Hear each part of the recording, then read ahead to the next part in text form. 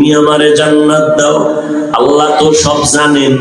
আল্লাহ বলেন, নেকটা কি তোর মা দিছে? কয় না। বাবা দিছে নি? কয় না। তোমার সন্তান দিছে নি? কয় না। কে দিছে বলো? বলে আমার এক ভাই, তার সব গুনাহ আমলনামায় কোনো নেক নাই, গুনাহ, তবে একটা নেক ছিল, সেই নেকটা আমাকে দিয়েছে। আল্লাহ বলবে, তারে আমার আদালতে হাজির করে দাও। এই বিপদের সময় কে তোমাকে একটা নেক দিয়া সহযোগিতা করেছি, আমার আদালতে হাজির করো। আল্লাহ পাকের অর্ডারে ওই আল্লাহর বান্দাকে আল্লাহর আদালতে হাজির করা হবে। আল্লাহ বলবেন, এই বান্দা, তুই এই ব্যক্তিকে নেক দিয়েছ কেন? এর মা, এর বাবা, এর আত্মীয় সন্তানেরা কেউ এই মুসিবতের সময় একটা নেক দেয় না, দিবে দূরের কথা, এ যে বাবা সন্তান স্বীকারই করে না। নেক দাও তো পরের কথা, এই ব্যক্তি যে একজন মহিলার স্বামী, মহিলা স্বীকারই করে না, নেক তো পরে দিবে। তোমার এই লোকটা তেমন কোন আত্মীয় না, তোমার ভাইও না, তুমি কিভাবে তারে একটা নেক দিছো? ওই বান্দা বলবে, হে দয়ার মালিক, জাহান্নামের গরম বড় কঠিন, ভয়ঙ্কর, সহ্য করা যায় না রে আল্লাহ। তবে আমার জীবনের একটা নেক আমল, আমি তো এই একটা নেক দিয়া জান্নাত পাবো না। এই কারণে আমি চিন্তা করলাম, আমার ভাইকে যদি একটু উপকার করে, এই নেক আমি দেওয়ার কারণে সে যদি একটু জান্নাতে যায়, জাহান্নাম থেকে বাঁচলো, বিপদ থেকে বাঁচাইতে পারলাম। আমার একটা নেকের দ্বারা আমার একটা ভাই যদি বিপদ থেকে বেঁচে যায়, আমার এটা তৃপ্তি, আর কিছু না, একটু সহযোগিতা করলাম। আল্লাহ তাআলা বলবেন, ফেরেশতা, একটা বান্দা তার ভাইকে যদি একটা নেক দিয়ে বিপদের সময় সহযোগিতা করে, আমি আল্লাহ তো এর থেকেও বড় দয়াময়, আমি আল্লাহ তো রহিম, আমি আল্লাহর এত দয়া, এত মায়া, আমি আল্লাহ পাক ওই একটা নেক দেনেওয়ালা বান্দাকেও এই দয়ার কারণে তাকেও জান্নাত দিয়ে দিলাম। দুনিয়া না হাসান আতিনা না হাসান ইয়া গিয়াসাল মুস্তাগীসিন ইহদিনা লাফতিখারা বিল উলুমে ওয়াল গিনা হর গরি দেনে কো তু তৈয়ার হ্যায় जो न मांगे उससे तू बेजार है। वअम्मा मन खाफ मकाम रब्बिह वनहा नफ्स अनिल हवा फइन्नल जन्नत हियल मावा। আল্লাহ তাআলা বলেন, আমার আদালতে দাঁড়াইয়া হিসাব দেওয়ার ভয়ে যারা দুনিয়াতে এই গুনাহ থেকে নিজেরে বাঁচায় রাখবে, আমি আল্লাহ তাকে বিনা হিসাবে জান্নাত দিয়ে দিব। দুনিয়াতে থাকিয়া গুনাহ থেকে বাঁচার উপায়, জীবনের ভাগ দুইটা, একটা আমার পেছনে চলে গেল, সামনে আর একটা আমার হায়াত কতদিন আছে জানা নাই। তবে পিছনের জীবনে গুনাহ অনেক করে ফেলেছি, সামনের জীবনেও গুনাহ হতে পারে। এই দুই লাইনের গুনাহ থেকে কি জন্য একটা মেডিসিন লাগবে, সামনের গুনাহ থেকে ভালো পবিত্র থাকার জন্য আরেকটা মেডিসিন লাগবে।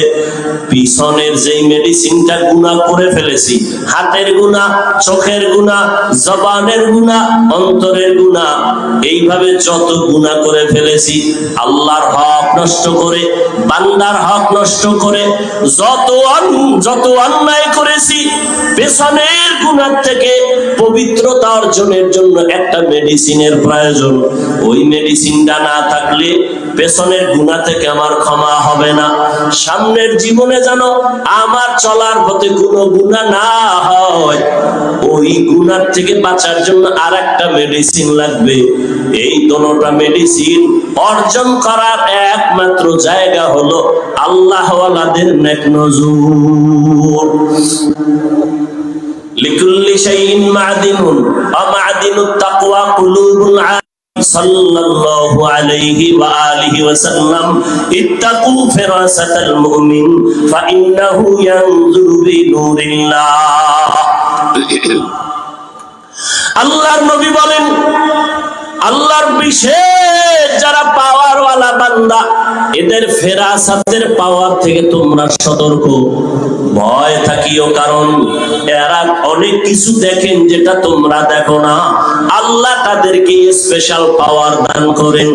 এই পাওয়ারের নাম কোরআনের ভাষায় ফুরকান, হাদিসের ভাষায় পাওয়ারের নাম ফেরাসাত। ইয়া আইয়ুহাল্লাযীনা আমানু ইন তাত্তাকুল্লাহ ইয়াজআল লাকুম ফুরকানা।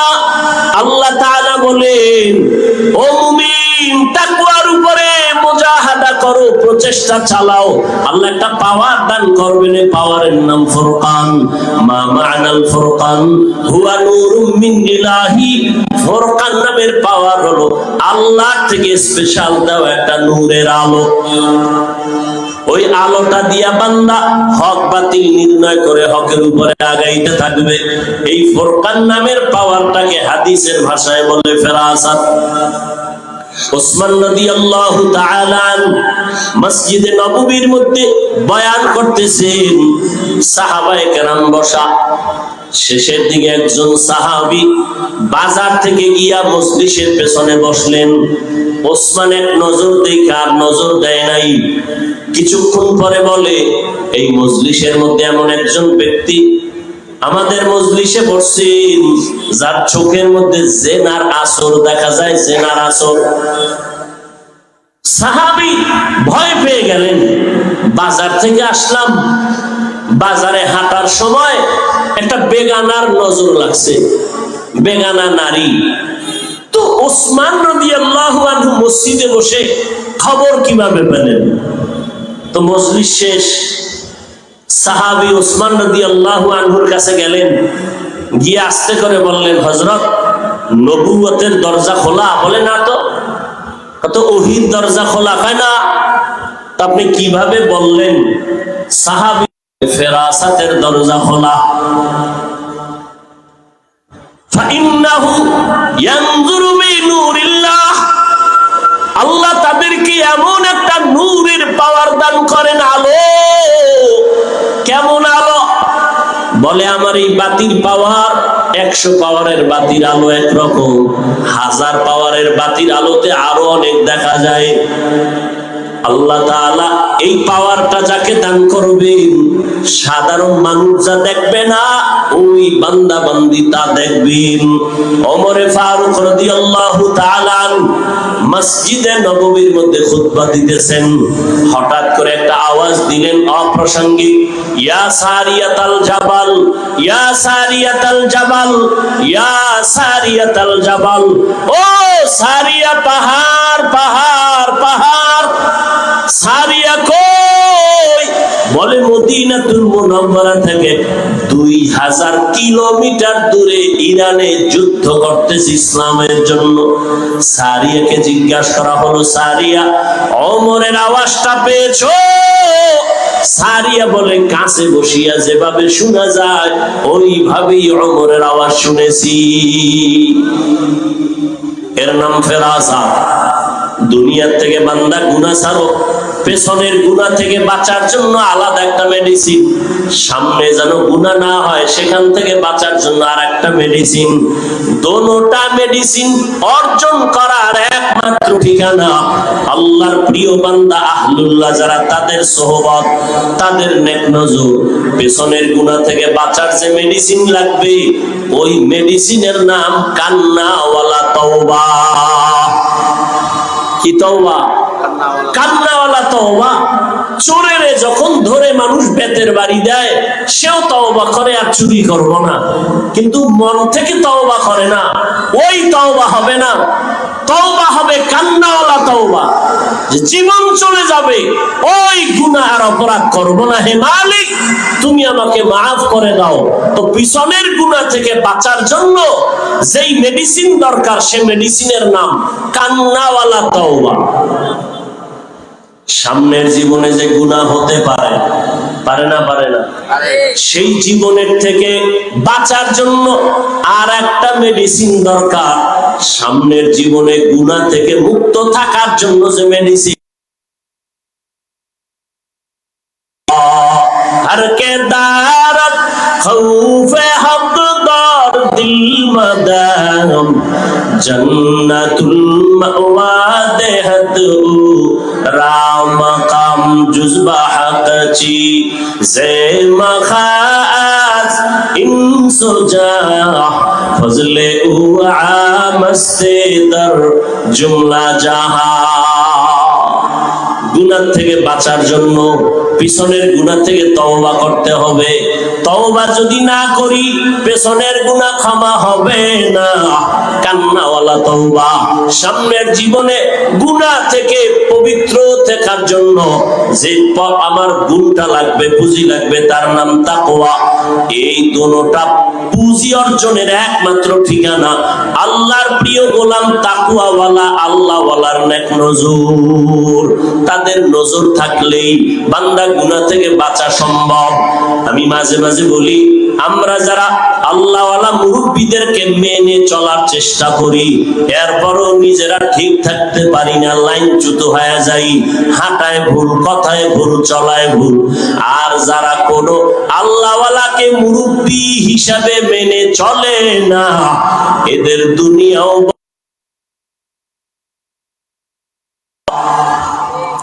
দুনিয়াও বরবাদ, আখিরাতও বরবাদ।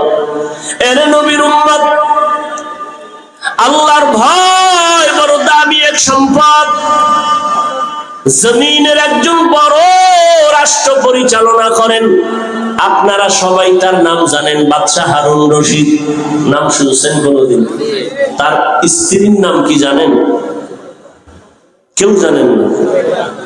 জুবায়দা খাতুন। এত বড় রাষ্ট্রের একজন দায়িত্বশীল বাদশাহ হারুন রশিদ একদিকে রাষ্ট্র চালায়, অন্যদিকে আল্লাহর ঘর মসজিদের ইমামতি করে। রাষ্ট্রের ইমাম তো এমনই হওয়া উচিত যে মসজিদেরও ইমাম হবে, রাষ্ট্রেরও কি হবে? ইমাম হবে। তাহলে দেশে শান্তি হবে। কি বলেন? আপনারা যে দ্বিতীয়বার স্বাধীন করে একটা লাভ দেন, যে দ্বিতীয়বার স্বাধীন করেছেন, ফলাফল কি এ বিষয়ে কিঞ্চিত আলোচনা মাগরিবের নামাজের এশার আগে করে গেছেন। স্বাধীন করে যে চিৎকার দিলেন, কি পেয়েছেন? কি যদি আপনার স্বাধীনতা সফল হয়, তাহলে কেন এখনো বাবার সামনে মেয়েকে ধর্ষণ ভুগে? বুঝা গেল স্বাধীন সফল হয়নি। সফল স্বাধীনতার জন্য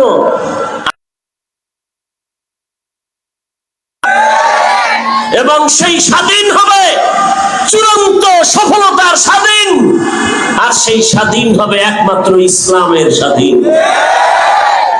ইসলামের স্বাধীন যতদিন হবে না, ততদিন পর্যন্ত আল্লাহর কসম চাপাবাজি চলবে, জমিনে শান্তি আসবে না।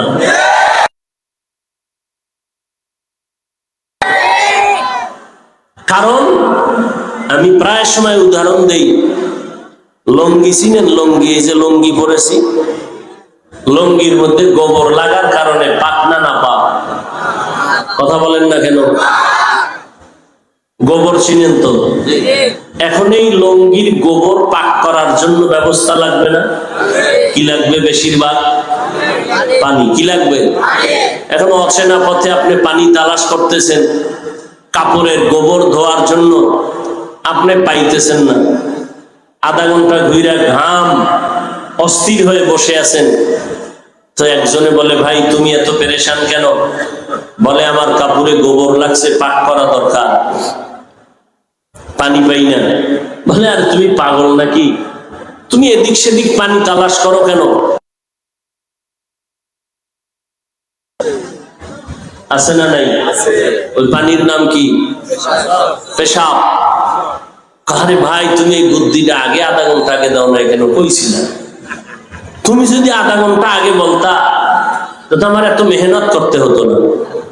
উনি প্রস্রাবের পানি দিয়া ওনার কাপড়ের গোবর ধুয়ে ফেলছে। বলেন তো কি পরিমাণ পাক হলো কাপড়?